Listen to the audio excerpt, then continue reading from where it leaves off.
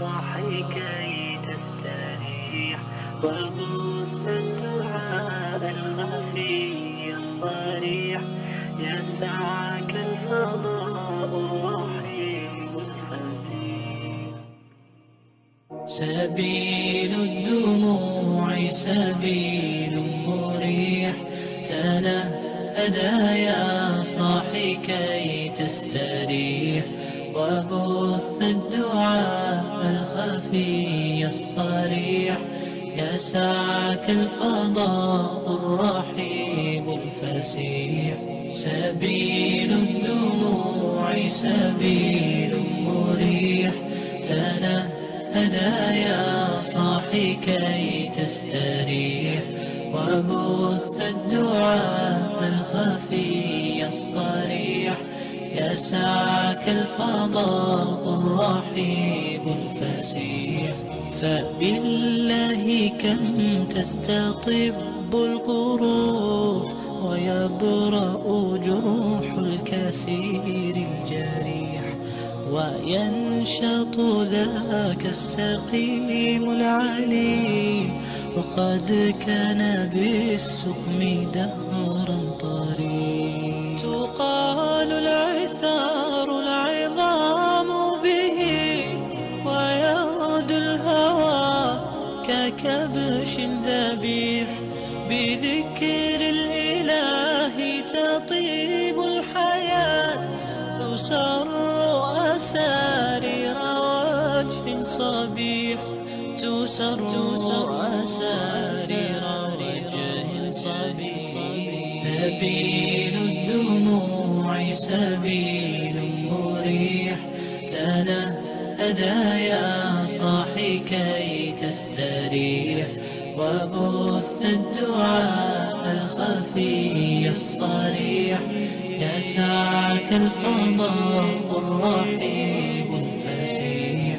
سبيل الدموع سبيل مريح تنهدى يا صاحي كي تستريح.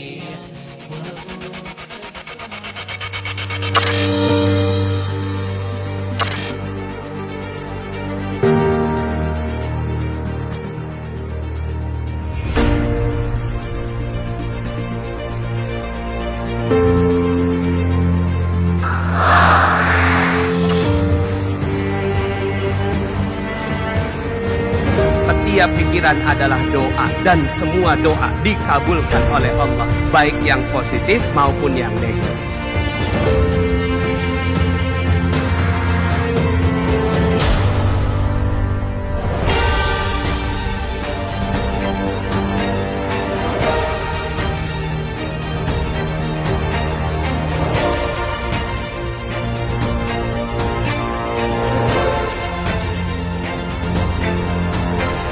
Siapa di sini hadir untuk dapatkan ilmu sebanyak-banyaknya? Angkat tangan saya. Siapa yang ingin dapatkan rezeki berkah berlimpah? Angkat tangan saya. Apa itu magnet rezeki? Apa itu magnet rezeki?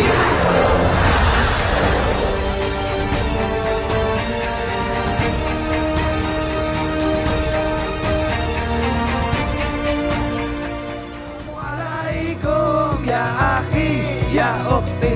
Assalamualaikum ya akhi ya ukhti. Bila hati terasa sedih, bila jiwa terasa hampa, mungkin kita sudahlah lupa berzikir tenangkan jiwa. Wali ayyi ala'i rabbikuma tukadziban. Sami Allahu liman hamidah. Allahu Akbar. Engkau hadir malam ini ya Allah, dalam keberkahan majlismu yang mulia ini ya Allah. Dengarkanlah rintihan kami ya Allah. Inilah persoalan-persoalan hidup kami yang menghimpit kami. Bismillahirrahmanirrahim.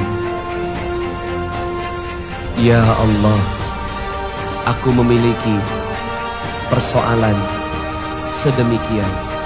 Sayangilah aku, kasihanilah aku, titipkanlah kepadaku satu ayat-Mu yang bisa membuat aku jauh lebih tenang, mengetahui rahasia di balik peristiwa ini. Yayasan Magnet Rezeki.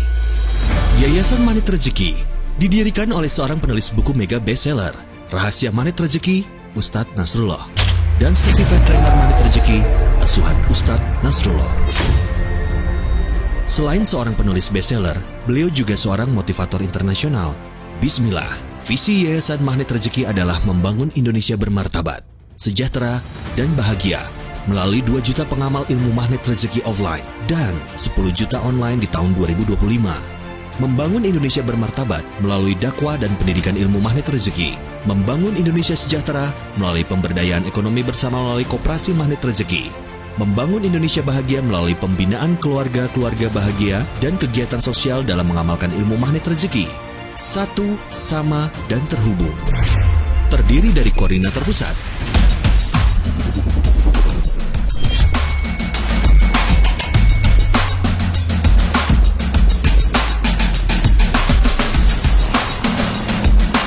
dan koordinator wilayah yang tersebar di seluruh Indonesia dan Malaysia.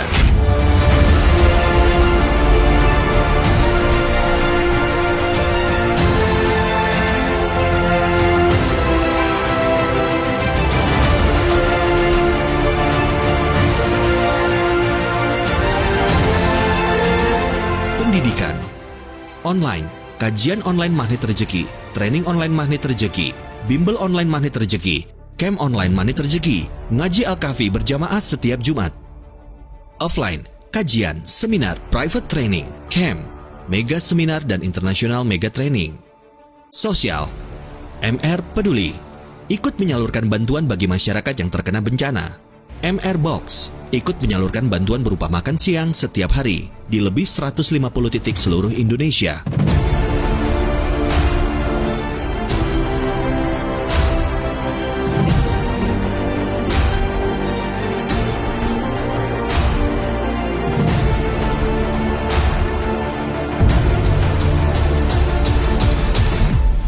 Dengan tekad menyatukan visi dan misi bersama, kami akan mewujudkannya.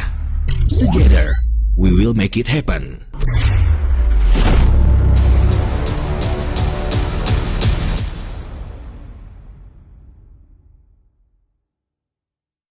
Yayasan Magnet Rezeki. Yayasan Magnet Rezeki didirikan oleh seorang penulis buku mega bestseller, Rahasia Magnet Rezeki, Ustadz Nasrullah. Assalamualaikum warahmatullahi wabarakatuh. Alhamdulillahirabbil alamin. Allahumma salli ala Muhammad wa ala ali Muhammad. Allahumma salli ala Muhammad wa ala ali Muhammad. Allahumma salli ala Muhammad wa ala ali Muhammad.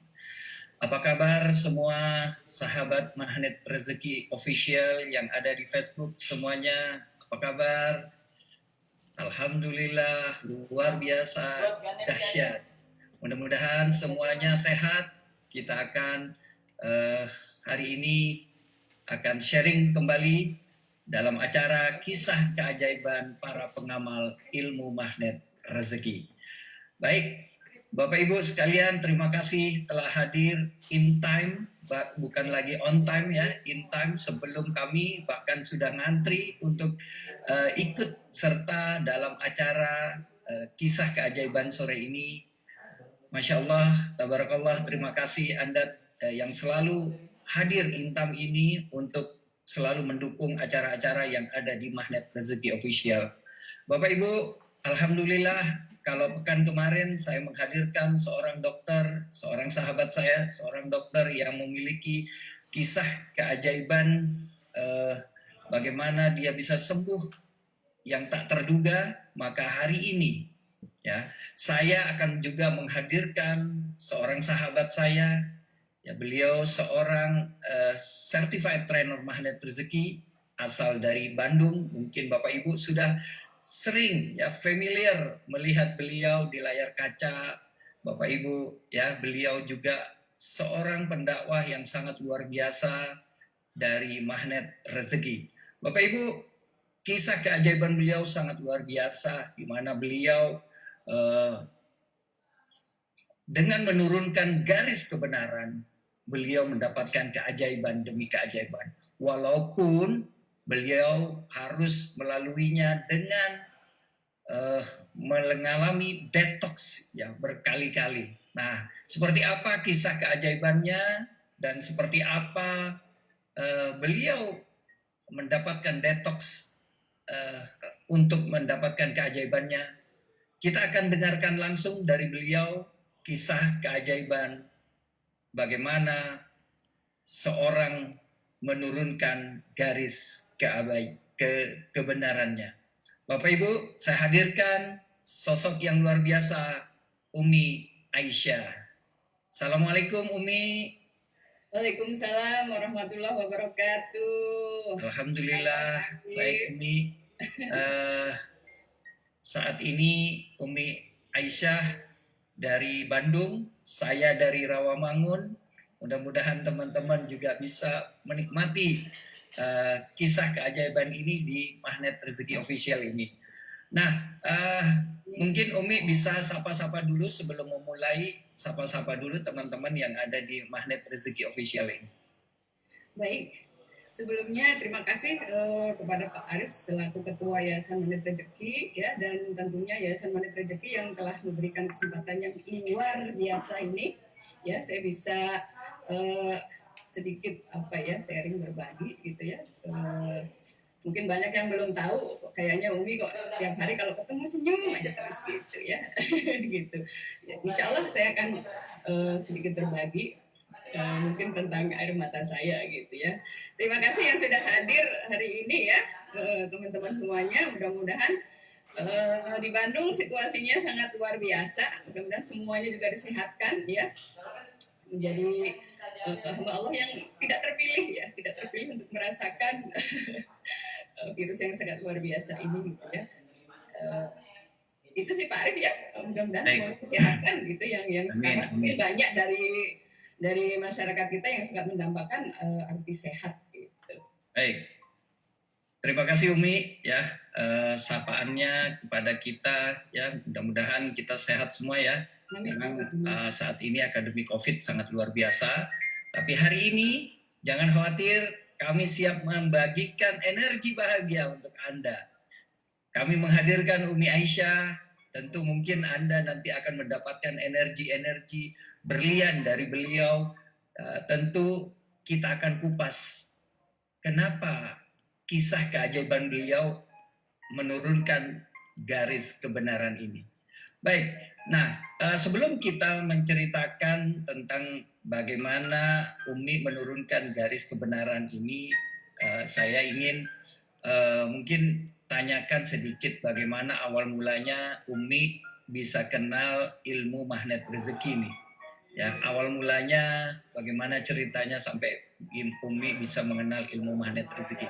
Dan Bapak Ibu seperti kita ketahui, mungkin sudah pada tahu ya, bahwa beliau Umi Aisyah ini adalah istri dari Pak Huda ya. Beliau adalah Ketua Korwil Bandung ya, Jawa Barat. Nah, mungkin yang ingin saya tanyakan, siapa yang lebih dahulu mengenal ilmu Magnet Rezeki, atau mungkin dua-duanya bisa langsung mengenal ilmu Magnet Rezeki. Silakan Umi, diceritakan Umi. Bismillah ya. Rabbi shrah li sadri wa yassir li amri wa hlul 'uqdatam min lisani yafqahu qawli. Awalnya yang tahu Magnet Rezeki dulu adalah Pak Huda gitu ya. Kemudian dengan segala ikhtiar realitanya, beliau berusaha meyakinkan saya yang saat itu sangat nggak percaya gitu dengan ilmu ini gitu. Nah, akhirnya beliau beralih gitu dari realita ke kuantum ya. Jadi saya salah satu orang yang masih hidup tapi sudah disolati gitu.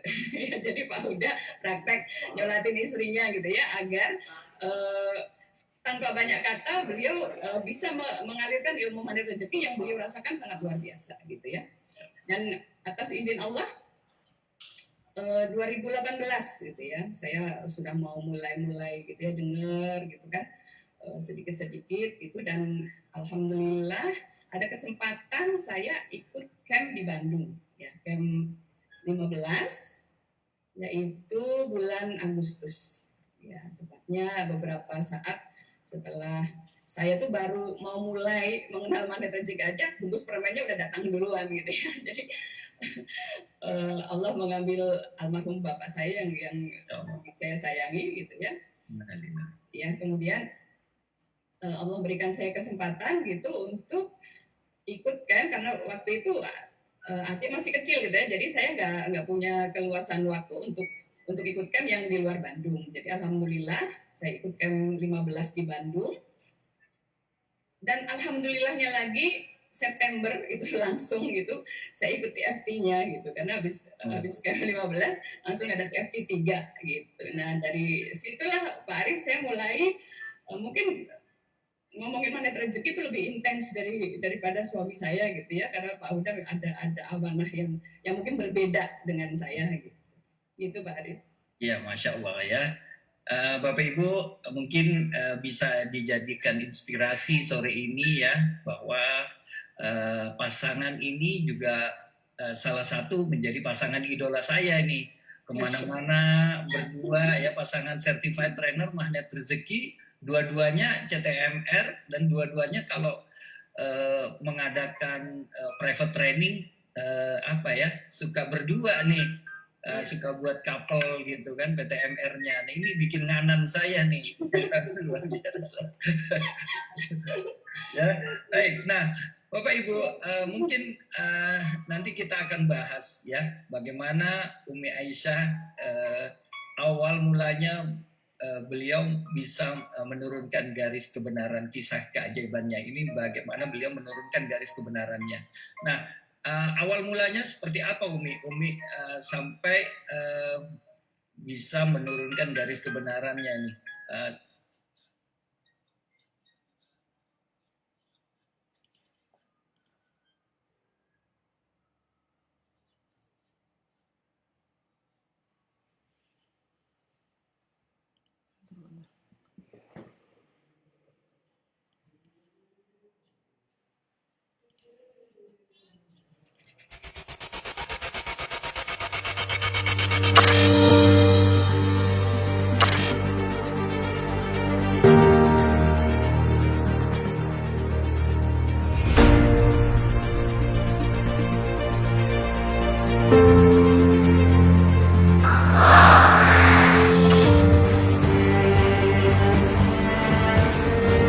Setiap pikiran adalah doa, dan semua doa dikabulkan oleh Allah, baik yang positif maupun yang negatif.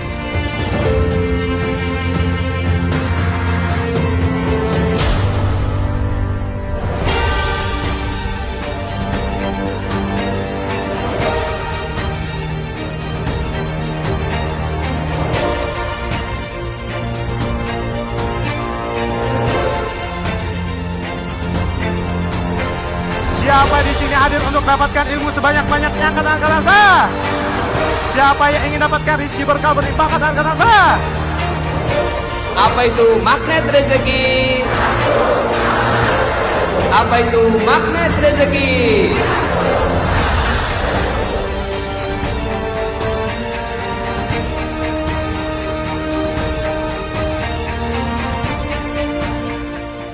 Assalamualaikum ya akhi ya ukhti, Assalamualaikum ya akhi ya ukhti. Bila hati terasa sedih, bila jiwa terasa hampa, mungkin kita sudahlah lupa berzikir tenangkan jiwa. Wali ayyi ala'i rabbikuma tukadziban. Sami Allahu liman hamidah.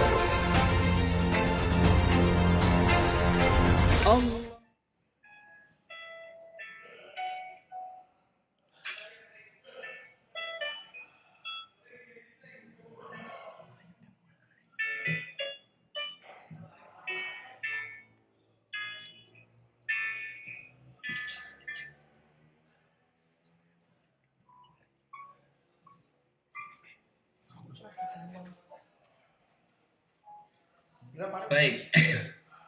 Alhamdulillah ya, keren sinyalnya. Jadi Bapak Ibu, baik, tadi sampai di mana tadi Umi tadi bercerita tentang bagaimana beliau tidak mudahnya menceritakan tentang garis kebenaran, yang menghilangkan garis kebenaran ya. Ditolak, datang lagi, Nah, coba Umi diceritakan lebih dalam lagi Umi. Ya, jadi ada ini ya Pak Arif, ulama Mesir gitu kan, beliau bernama Imam Syarawi gitu ya. Jadi beliau itu membagi gitu kan rezeki menjadi 4 gitu. Yang pertama rezeki harta gitu. Kata beliau ini adalah tingkatan rezeki terendah Pak Arif katanya. Ya. Yang kedua adalah sehat walafiat gitu. Jadi sebenarnya bukan hanya sehat tapi walafiat gitu. Agar kesehatannya itu bermanfaat gitu. Mungkin ini sangat didambakan ya sama kita di situasi seperti ini. Dan ini menurut beliau adalah tingkatan rezeki tertinggi gitu. Ya. Dan yang ketiga Pak Arif ini adalah rezeki keturunan yang soleh gitu. Yeah. Dan ini kata beliau merupakan rezeki yang utama gitu. Dan ini saya mohon izin, saya akan berkisah tentang rezeki yang ketiga ini ya, yang menurut beliau rezeki yang keempat adalah ridha Allah, dan ini merupakan kesempurnaan rezeki menurut beliau gitu. Jadi garis kebenaran saya ini adalah bagaimana saya itu mendambakan mempunyai anak yang soleh gitu kan. Tapi apa kabarnya seorang Aisyah gitu kan, yang banyak dosanya tapi ingin anaknya soleh kan gitu. Kira-kira begitu ya yang dikatakan Allah gitu kan mungkin kepada saya gitu. Jadi ini tentang anak saya yang pertama Pak Arif, yang besar ya. Saya biasa kita memanggil kakak gitu.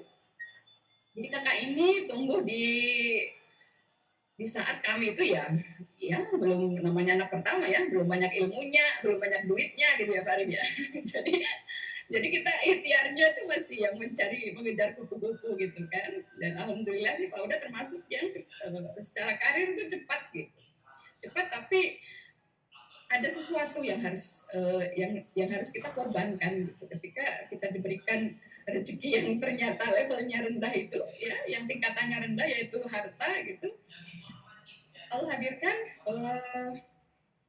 anak yang mungkin untuk arah yang kita harapkan itu banyak sekali lika-likunya gitu. Ya. Jadi kita itu menyekolahkan kakak itu ke sekolah yang bilingual kayak gitu ya, karena di saat kecil tuh gitu kan masih yang menjamur tuh itu gitu ya, belum ada yang tahfidz dan lain sebagainya gitu.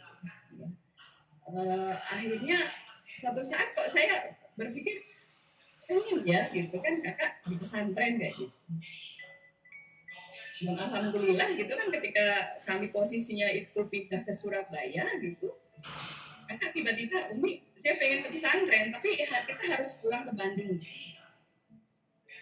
Dan Masya Allah Pak Arif, sangat tidak mudah bagi kita saat itu untuk memutuskan gitu. Di sisi lain kita senang gitu ya. Kok tiba-tiba anak mau gitu ke pesantren sendiri gitu kan. Well, banyak orang tua kan mungkin kan yang ayo ke pesantren, tapi kok ini si kakak mau sendiri gitu. Tapi saat itu kerjaan Pak Huda nggak membolehkan kita untuk ini. Akhirnya bismillah kita harus milih salah satu gitu. Akhirnya Pak Huda melepaskan pilihan itu ya.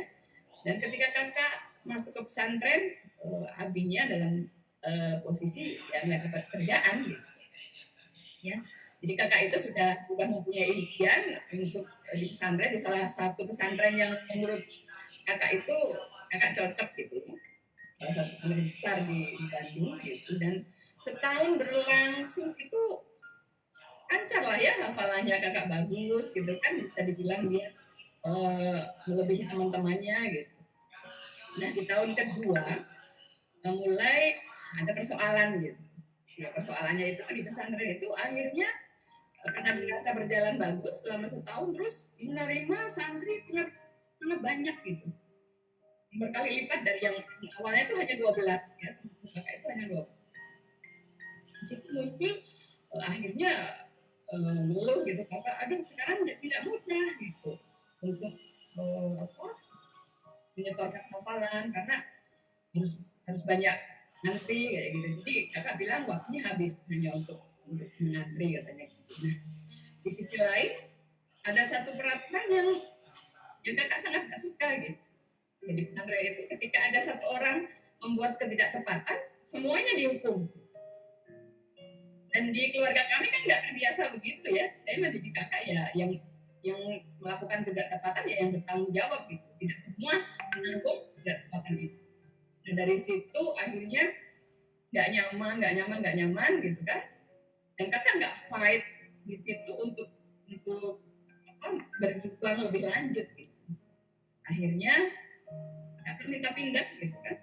Karena dalam tanda kutip di situ banyak teman-teman yang baru itu yang notabene memberikan pengaruh yang nggak bagus.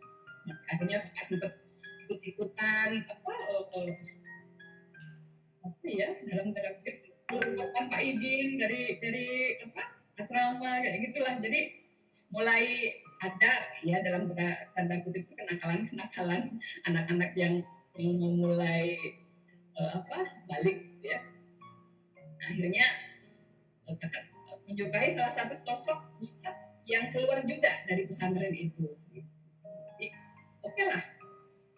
Akhirnya saya titipkan gitu kan kakak ke ustadz yang menurut kakak itu figur yang bisa dicontoh. Gitu.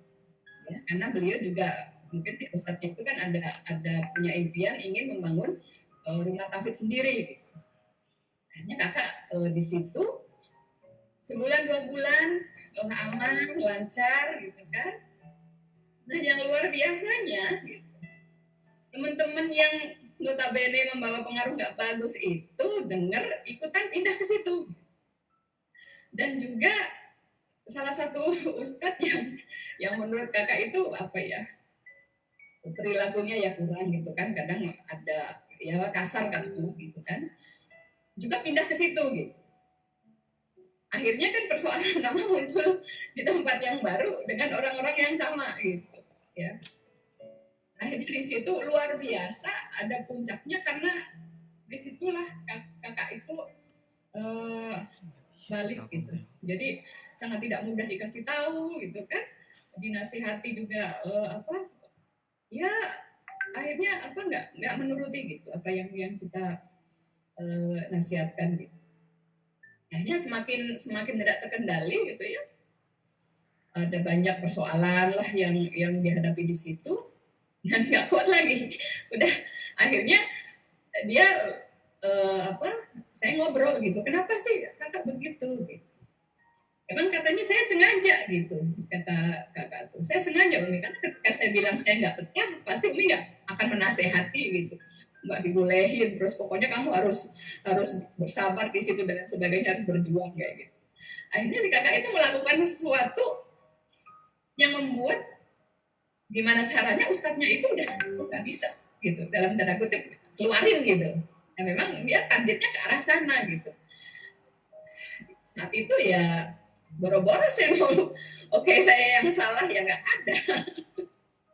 Ya saya sama sekali nggak bisa. Oke, ini salah saya, ini salah ketidaktepatan seorang ibu saya gitu kan. Ya saya salahin kakak, saya ibaratnya mengomentari teman-temannya, ustadz-ustadznya kayak gitu. Banyak sekali hal-hal yang saya menyalahkan orang lain intinya gitu di situ ya. Akhirnya pulanglah gitu kan. Si kakak dari pesantren yang kedua ini gitu. Akhirnya abinya datang sana sini ketemunya gitu kan, nanya kakak maunya gimana, saya mau ya sedikit aja orangnya gitu. Akhirnya ketemulah gitu salah satu ustadz, beliau adalah tangan kanannya Habib Al-Aidrus ya, almarhum ya, pengurus Salam gitu yang besar di Bandung gitu, dan beliau berkenan gitu ya membimbing kakak. Tapi ya sama gitu. Kenapa apa yang saya omongkan ke kakak itu kan, kakak kalau kamu dimanapun berada itu pasti akan ada persoalan gitu. Hanya persoalannya ya, kakak harus bisa hadapi itu, jangan lari. Rupa-rupanya ya kakak menjadi apa ya, karena kami itu ketika mengasuh itu kan mungkin nggak lengkap gitu, kesibukan akunya gitu ya, jadi relatif hanya sama saya gitu ya, nggak begitu. Dia masuk orang yang belum bisa untuk bilang tidak gitu kan, walaupun dia tahu bahwa itu sesuatu yang tidak baik gitu. Dia akan melindungi temannya walaupun temannya melakukan tidak tepatan gitu. Jadi di situ juga ada persoalan. Nah, muncul lagi yang lebih luar biasa gitu. Ya ada akhwat kayak gitu kan. Akhwat yang suka kayak gitu.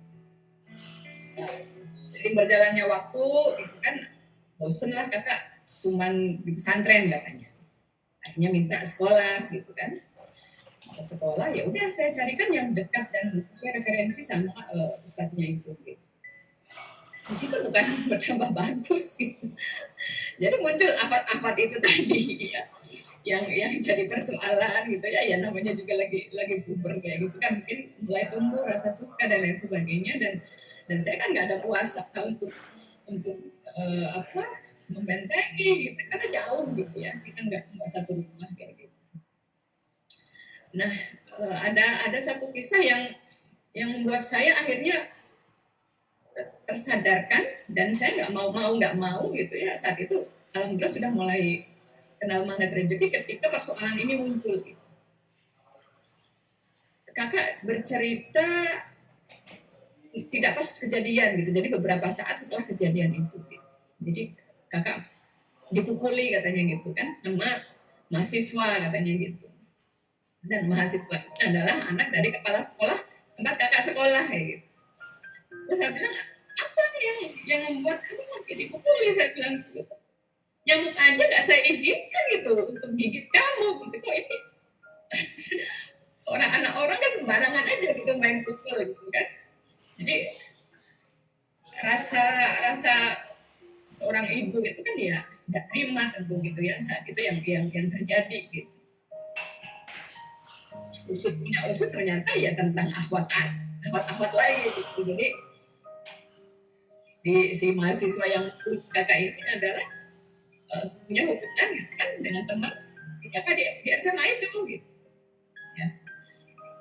Mereka akhirnya berpisah, tapi dengar si akhwat ini suka gitu sama kakak tanpa ya babi mungkin dia langsung main pukul lah gitu, padahal si kakak sendiri nggak ngerti gitu sama akhwat ini seperti apa kayak gitu, hanya dengar suka katanya gitu. Akhirnya udah saya nggak ini lagi, sudah saya marah pas saat itu gitu kan. Saya nanya, apa tahu nggak itu kepala sekolah itu kayak gimana? Saya bilang gitu kan, kenapa saya datangin, saya bilang gitu kan, nasihatilah anaknya apa. Nah disitulah terus kebenaran saya sangat tinggi gitu. Ini anak dari bayi saya jaga-jagain, enak-enaknya aja sih main dipukulin, saya bilang gitu kan. Udah nangisnya luar biasa gitu. Saya apa ya sakit ya, namanya orang itu lihat anaknya kok diperlakukan seperti itu dengan notabene dia kan ngelep gitu. Boro-boro berpikir ada dosa apa nih di diri saya gitu ya, baru saat itu boro-boro lah gitu kan, walaupun sudah sedikit kenal magnet rezeki. Nah akhirnya itu ada di level galau yang sangat luar biasa gitu kan. Saya belum ngerti caranya ganti talak kayak gitu. Akhirnya itu 2019 sekitar April Pak Arif. Jadi saya akhirnya apa ya solusinya kayak gitu, Bismillah gitu. Akhirnya ada camp di Bandung gitu. Dan alhamdulillah diberi kemudahan, kakak mau ikut gitu, mau ikut camp 30 di Bandung gitu di bulan April. Dan yang membuat saya nangis saat itu ketika saya ngelihat pecahan keramiknya gitu kan. Ya nomor 1 kakak memimpikan hafal Al-Quran di bulan Desember gitu Pak Arif. Jadi dengan segala persoalan yang dihadapi, ternyata kakak masih tetap punya impian yang sama segitu. Saya kayaknya saya sudah nyerah, udahlah kak pulang aja, saya bilang pulang aja belajar di rumah sama Umi, insya Allah Umi bisa, adik juga bisa diajarin sama Umi gitu kan, daripada kamu nanti maksudnya ya dipukul orang gitu ya Pak Arif ya. Seperti itu. Yang kedua, dia menuliskan ingin umroh bersama Umi dan Abi gitu. Yang ketiga, dia ingin punya motor baru. Yang keempat, dia ingin masuk surga gitu. Tentu yang keempat kan ini menjadi harapan kita semua gitu ya. Dan setelah kakak ikutkan itu, saya berusaha introspeksi gitu, karena ternyata kakak masih punya impian yang kuat gitu tentang harapan impian dia untuk menjadi salah satu keluarga Allah gitu ya. Karena Allah menjanjikan ketika kita menghafal Al-Quran gitu kan, Allah akan janjikan menjadi keluarga Allah kan gitu. Jadi akhirnya saya introspeksi diri, ya. Saya minta ampun kepada Allah gitu ya Pak Arif. Sejak saat itulah saya tidak pernah meninggalkan tahajud saya gitu. Karena yang saya rasakan ketika saya kesiangan aja, pasti ada sesuatu gitu dengan anak-anak saya gitu Pak Arif. Jadi saya nggak mau gitu. Jadi anak-anak saya adalah kekuatan saya untuk saya. Jam 2 saya harus bangun, jam 2 saya harus bangun gitu. Saya nggak mau kisah kakak kayak gini terulang lagi gitu. Karena dosa-dosa saya tentunya kan gitu. Nah ketika saya sudah intens gitu ya, berdialog dengan Allah gitu, akhirnya kan itu tadi gitu yang saya bilang ke Pak Arif, seorang Aisyah gitu ya yang banyak dosanya kok berharap anaknya mau hafid Quran gitu kan. Akhirnya dari situlah saya oke, berarti selama ini itu saya yang nggak tepat, saya yang salah gitu. Jadi saya menyalahkan banyak orang, masih berharap anaknya hafid dan lain sebagainya kayak gitu. Akhirnya dari situlah Pak Arif saya berusaha untuk apapun yang menimpa kakak seperti itu, oke. Berarti dari saya gitu, energi yang nggak bagusnya gitu. Jadi saya nggak pernah melewatkan itu sampai alhamdulillah sampai hari ini. Karena ada rasa apa sih? Iya bisa dibilang nggak mau lah gitu kan, anak saya dipukul-pukul lagi di ini sama orang kayak gitu kan. Jadi dalam waktu beberapa bulan akhirnya Desember impian kakak yang nomor 1 dijabah oleh Allah ya. Jadi di tangan ini ya sudah ke nomor 3 gitu. Kakak bisa menyelesaikan 30 juznya dan alhamdulillah akhirnya kami menghadai kakak umroh bersama. Jadi kita berangkat umroh itu juga Desember 2019 Pak Arif. Belum cukup sampai di sini Pak Arif, ada mata saya. Jadi ketika saya pamit gitu ya, ini boleh sambil ambil tisu ya Pak Arif. Silakan Mami. Jadi mohon maaf ya teman-teman semuanya, karena ketika seorang ibu diuji oleh anaknya ya pasti sangat tidak mudah gitu. Jadi ketika saya pamit dengan Pak Kiai, beliau menitipkan satu amanah yang membuat saya tuh bahasa Sundanya tuh ngehulang gitu. Ibu katanya, banyak yang bisa sampai menghafal 30 juz, tapi tidak banyak yang bisa mempertahankan hafalannya, katanya gitu. Iya, Ustadz, saya bilang gitu. Makanya saya titip, minta tolong sama ibu. Nanti ketika ibu umroh, ibu saya titipin amalan untuk tawaf 100 putaran. Saya langsung 100 putaran. Gitu kan, tapi ya nggak mungkin saya waduh kayak gitu kan di depan Mbaknya. Terus iya Ustaz insya Allah saya bilang gitu kan. Di sepanjang jalan saya mikir gimana ceritanya ya saya bisa tawaf 100 putaran, sementara saya juga ada amanah membawa jamaah kan gitu ya, membawa jamaah kala itu 90 lebih yang ada dalam tanggung jawab saya gitu. Sementara ketika umroh kan saya harus menjadi pelayan ya, melayani banyak jamaah gitu. Nah, akhirnya menenangkan hati ya tadi gitu kan, ya Allah gitu. Jika memang ini yang harus saya lalui gitu kan, tolong berikan saya kemudahan dan kekuatan gitu. Akhirnya singkat cerita kita umroh gitu kan. Nah, ustadznya tuh berkali-kali nanyain, ibu udah sampai Mekah belum? Ibu sudah sampai Mekah belum? Belum ustadz, saya bilang gitu. Terus alhamdulillahnya semua dimudahkan ya, jamaahnya juga tidak banyak yang banyak persoalan gitu kan. Akhirnya di hari ke-3 saya di Mekah gitu kan, saya melaksanakan tawaf 100 putaran tadi Pak Ari.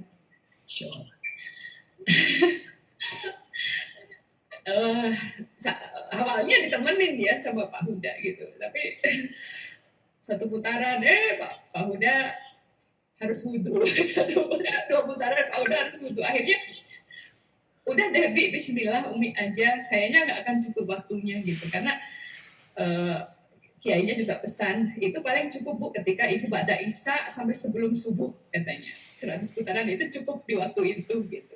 Akhirnya ya mungkin dengan was-was dan khawatir Pak Huda ya merelakan saya tawaf sendiri gitu kan. Abi tungguin di sini ya gitu. Ya mungkin sambil berdoa kayak gitu kan. Di sepanjang langkah saya itu Pak Arif, saya hanya berdoa kepada Allah, ya Allah, kumpulkan satu persatu dosa saya gitu Pak Arif. Karena mungkin terlalu banyak gitu ya. Sehingga ketika saya mengharapkan keturunan yang soleh, sangat tidak mudah gitu. Dan putaran demi putaran saya lalui dan rasanya luar biasa. Karena ketika tawafnya kita terbiasa dengan 7 kali kayak gitu kan.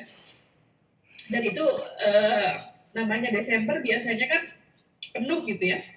Orang liburan dan lain sebagainya, jadi makan waktu yang tidak sebentar gitu. Dan ketika sampai putaran ke-80 Pak Arif, saya merasa udah nggak bisa napak gitu, udah mata sudah ngantuk luar biasa kan, karena memang nggak istirahat sama sekali, dan itu jam-jam di Indonesia itu lagi enak-enaknya tidur gitu kan. Ketika saya mau memulai tawaf yang ke-80, saya mulai bismillah ya Allahu Akbar kayak gitu, seperti saya, aduh kok saya nggak kuat gitu. Tapi saya coba untuk terus melangkah, dan dari jauh saya seperti melihat almarhum bapak saya Pak Arif. Beliau berdiri di samping makam Ibrahim, menggunakan kain ihram yang kami selimutkan di jenazahnya gitu. Karena itu amanah beliau, jadi ketika saya meninggal, selain kain kafan, saya ingin kain ihram yang saya pakai berhaji dikenakan gitu.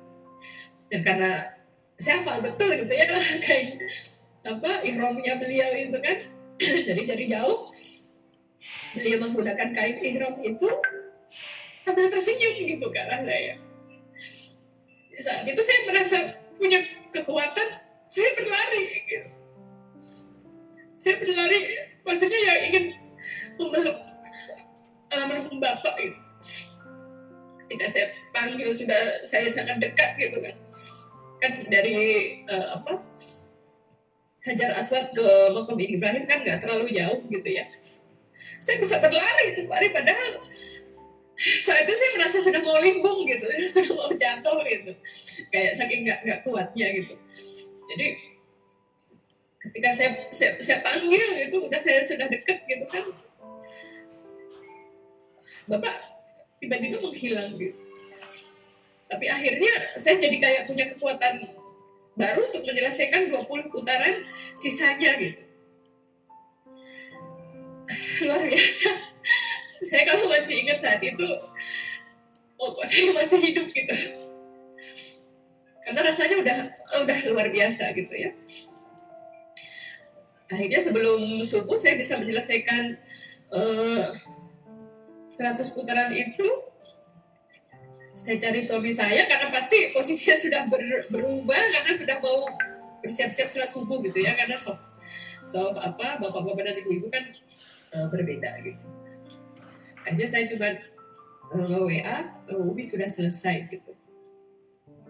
Nah, akhirnya ketika sudah bertemu sama Pak Huda, udah saya peluk gitu kan, saya nangis gitu. Ya ngerasa apa sih, lega banget gitu kan, dikasih amanah yang saya sangat gak mudah untuk menjalankan itu gitu.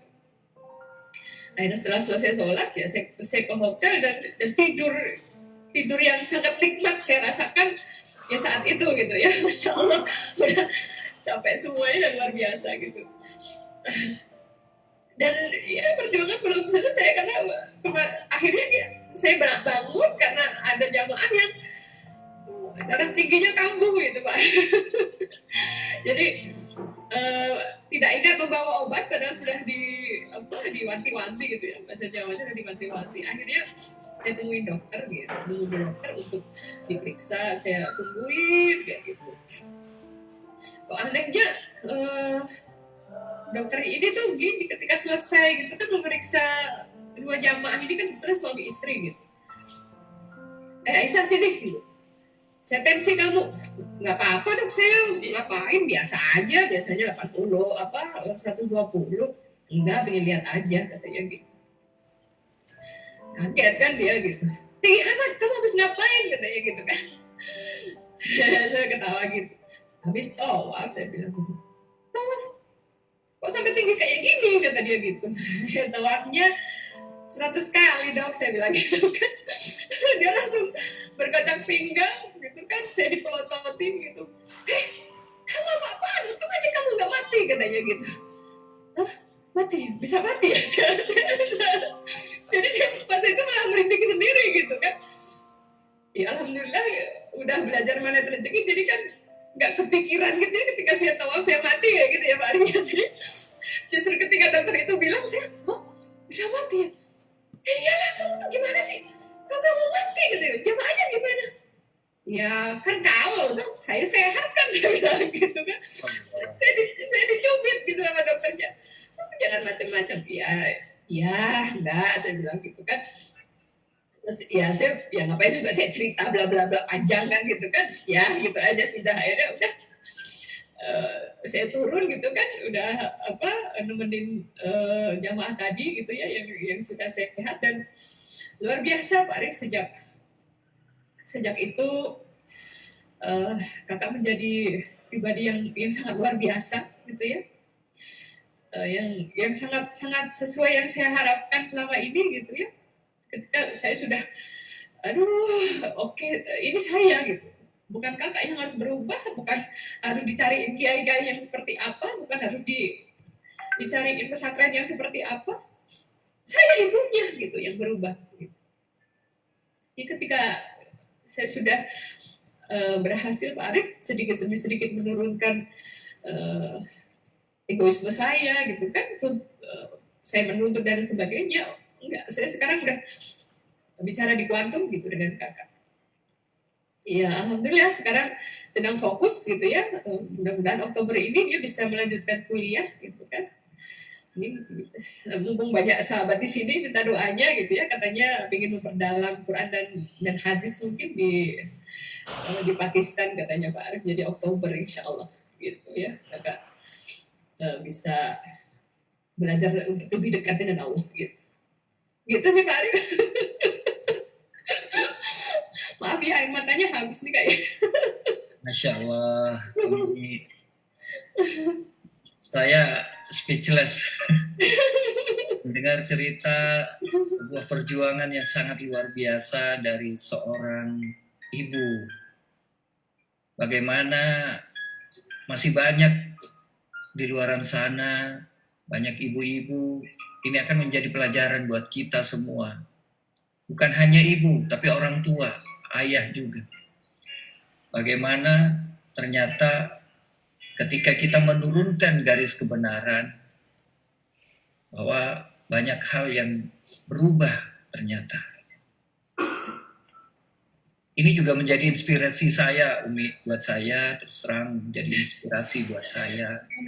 Gak ada di sini mungkin sahabat-sahabat Magnet Rezeki juga yang di Facebook, Magnet Rezeki Official, juga semua mendambakan anak-anaknya menjadi anak yang soleh, soleha, menjadi hafizoh. Ya ketika ternyata kita banyak memiliki keinginan. Akhirnya dari keinginan ini kita menekan kepada anak-anak kita. Kita merasa bahwa kita adalah orang tuanya. Kita merasa kita adalah yang lebih berpengalaman, lebih mengerti. Akhirnya kita yang menuntut mereka.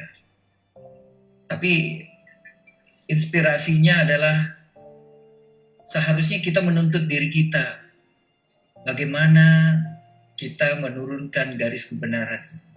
Masya Allah, tabarakallah Umi. Ini satu sangat yang luar biasa sore ini Bapak Ibu. Ya, tolong tulis ya, walaupun banyak air mata dikeluarkan oleh Umi. Ya, mudah-mudahan air mata ini akan menjadi kebahagiaan bagi teman-teman semua. Amin. Akan menjadi energi berlian untuk kita semua.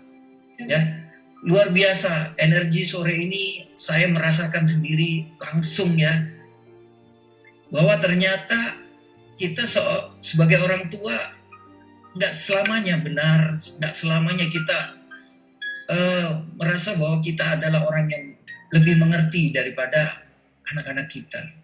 Kita menuntut ini, itu, dan semuanya kepada anak-anak kita. Tapi kita nggak pernah mau berubah dan nggak pernah mau menurunkan garis kebenaran kita. Masya Allah Umi.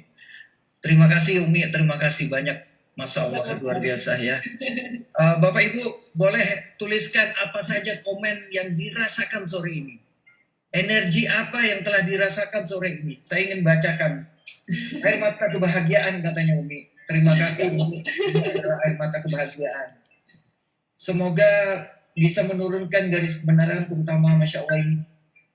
Banyak sekali, saking banyaknya yang cepat sekali. Iya, Mari. Ingin seperti Umi, katanya berjuang untuk anak-anaknya, semoga menjadi hafiz Quran. Ternyata, ya, Masya Allah, ya, jadi saya juga mau baca.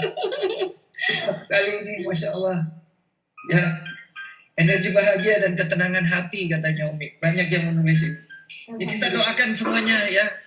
Kita doakan Umi Aisyah dan Pak Huda menjadi keluarga yang sakinah, mawaddah, warahmah, dan mutmainah tentunya.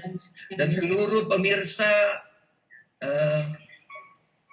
Facebook Magnet Rezeki Official juga menjadi keluarga sakinah, mawaddah, warahmah, dan mutmainah.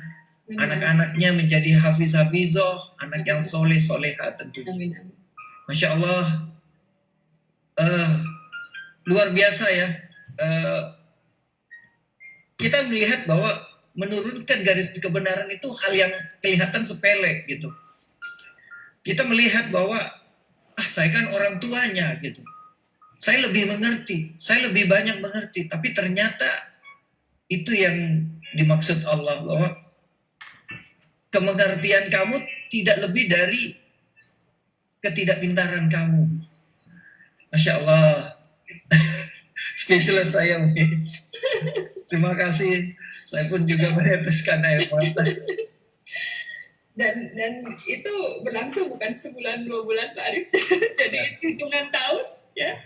Jadi kadang yang suka japri gitu, sampai kapan Umi gitu, saya harus begini gitu. Ya sampai Allah ridho gitu kan.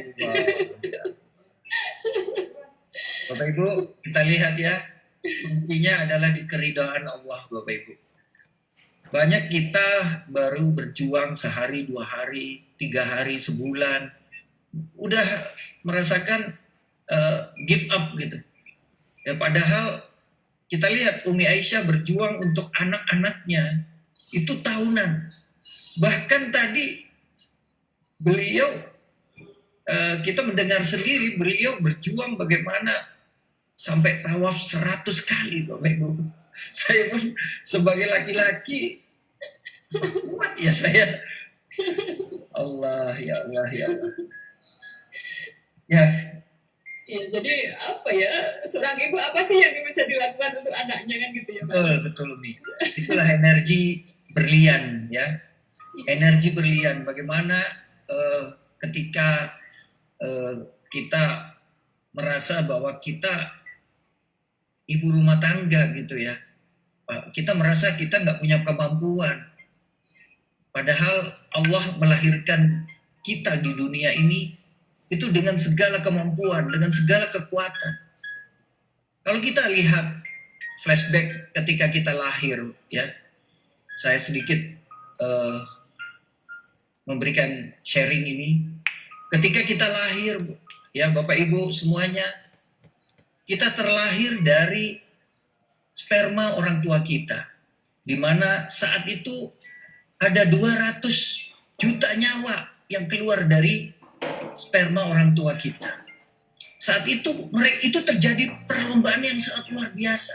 Dan hanya satu yang bisa mencapai titik ovum ibu kita, dinding rahim ibu kita, yaitu kita. Ternyata kita berjuang sudah sangat luar biasa dari ketika berada di rahim ibu kita. 9 bulan kita berada di rahim ibu kita, gelap. Tanpa ada orang yang mau memberikan makan apapun. Tapi kita bisa berjuang, bisa hidup, bisa keluar bahkan. Saat ini kita baru berjuang dengan COVID. Saat ini kita baru berjuang dengan segala persoalan yang ada di dunia ini.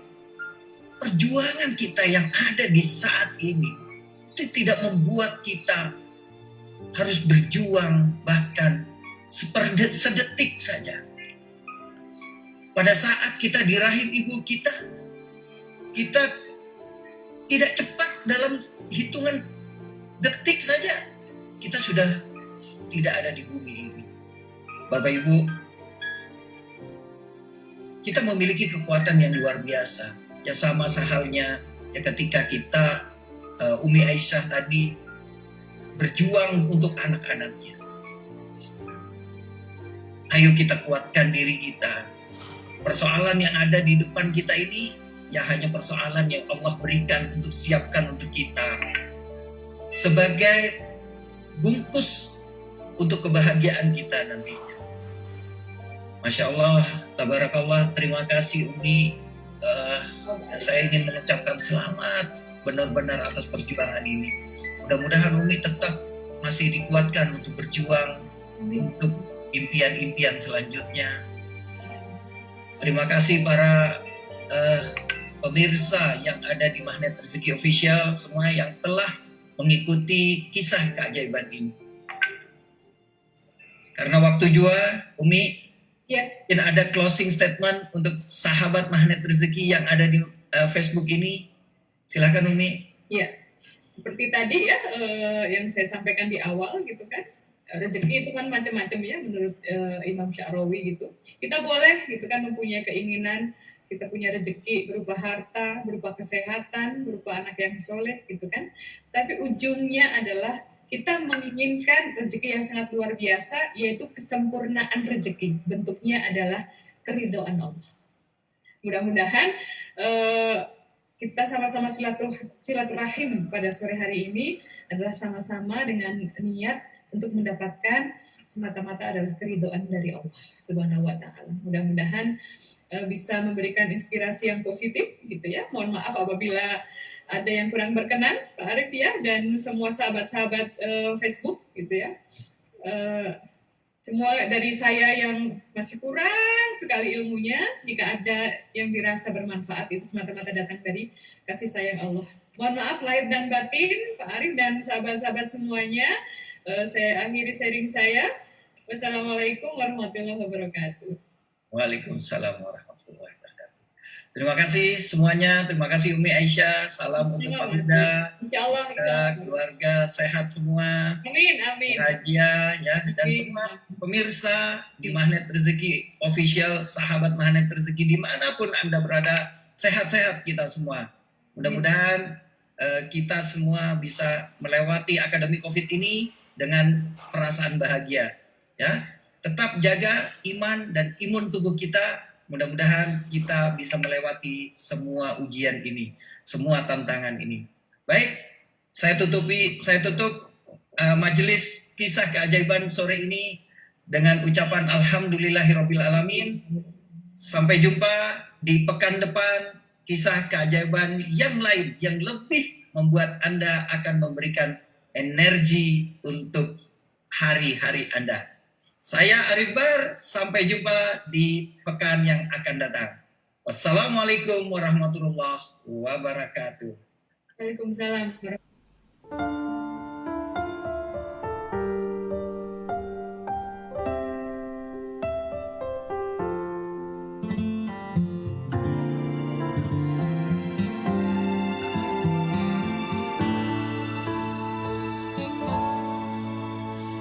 Sungguh sempurna kalammu, begitu bermakna ayat cintamu.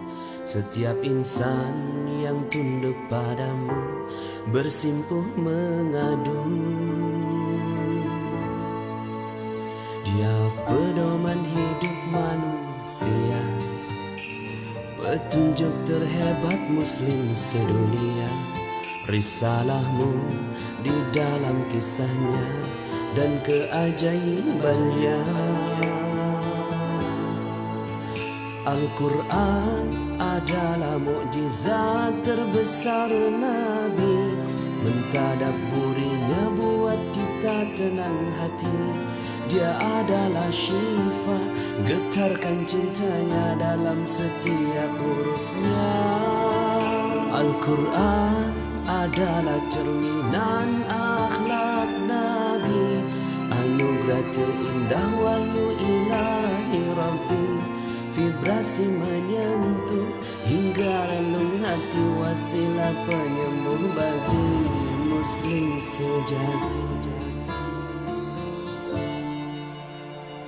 Sungguh sempurna kalammu, begitu bermakna ayat cintamu.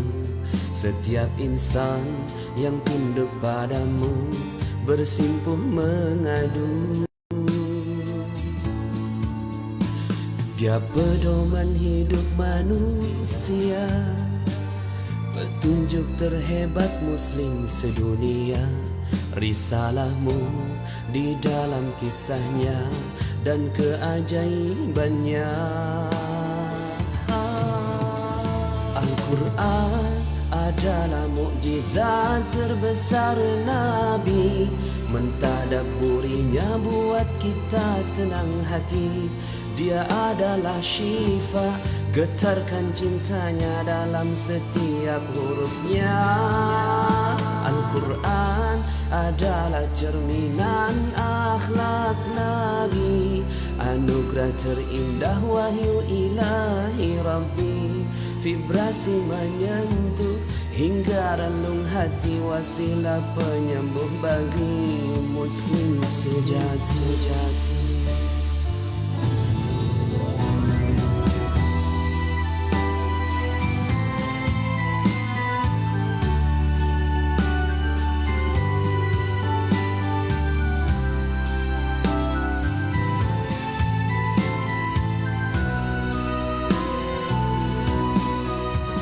Al-Quran adalah mukjizat terbesar Nabi. Mentadabburinya buat kita tenang hati. Dia adalah syifa, getarkan cintanya dalam setiap hurufnya. Al-Quran adalah cerminan akhlak Nabi, anugerah terindah wahyu ilahi Rabbi. Vibrasi menyentuh hingga relung hati wasilah penyembuh bagi manusia. Al-Quran adalah mukjizat terbesar Nabi, mentadabburinya buat kita tenang hati. Dia adalah syifa, getarkan cintanya dalam setiap hurufnya. Al-Quran adalah cerminan akhlak Nabi, anugerah terindah wahyu ilahi Rabbi.